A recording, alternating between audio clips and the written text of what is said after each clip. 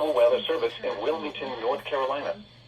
The preceding signal was a test of weather radio station WXL to the public warning system.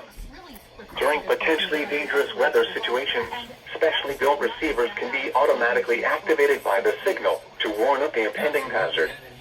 Tests of the signal and receiver performance are normally conducted between the hours of 11 and noon each Wednesday. If there is a threat of severe weather, the test will be postponed to the following Wednesday.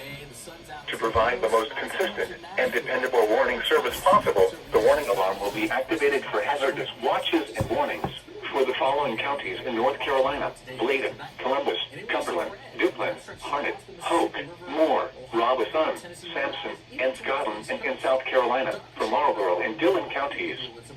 This has been a test of the NOAA Weather Radio Public Warning Alarm System.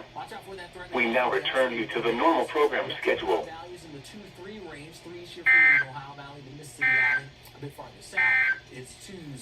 Temperatures well above